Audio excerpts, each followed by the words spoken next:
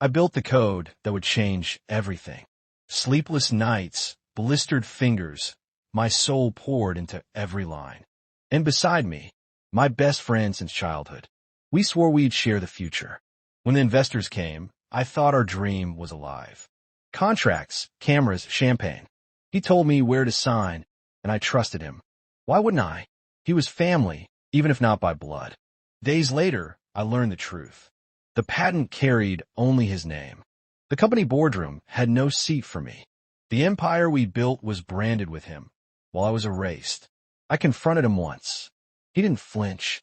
He smirked and said, "You were always better at building things. I was better at owning them." That line cut deeper than the theft itself. It meant our years together had been nothing but leverage to him. So I let him win. I walked away like I was broken. But I didn't vanish, I watched. I listened. I waited. Because he forgot one thing. The empire he paraded around was powered by my system. The AI I built still knew me. Every password, every deal, every secret, it whispered them back. I let him rise higher. The interviews, the luxury, the engagement to a woman whose family owned half the city. His arrogance made the fall sweeter. On his wedding night, I pressed enter. Not a virus. The truth. Investors received proof of his fraud. Code commits with my name, recordings of his betrayal. His company's servers collapsed under the weight of it all. And at the altar, as he vowed eternal love, the giant screen froze, then shifted. Emails, lies, theft. His world projected for everyone to see. Gasps, screams, his bride's tears, her father's fury, investors walking out in disgust. I walked into the chaos. He stood pale, shaking, desperate. I leaned close, steady calm. "You built your throne on my code. I just debugged it." I turned and left. No need to watch him beg. No need to witness the empire crumble. I already knew it would.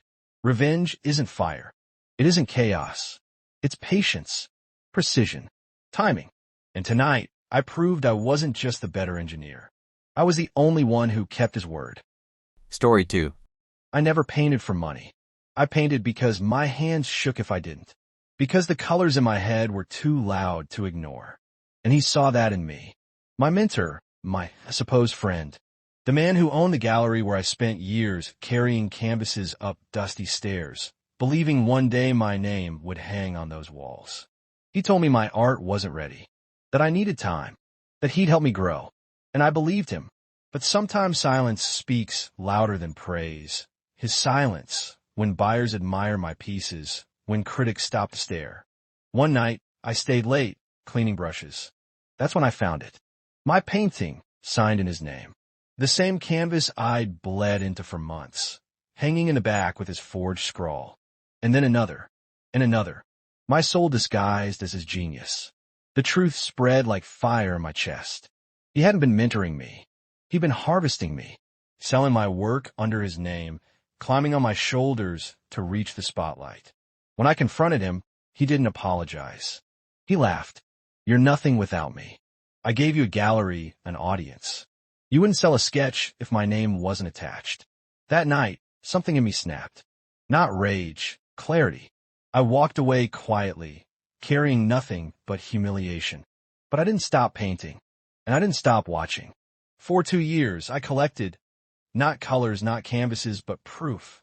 Photos of him forging my name, records of sales, bank statements, whispers from assistants too afraid to speak.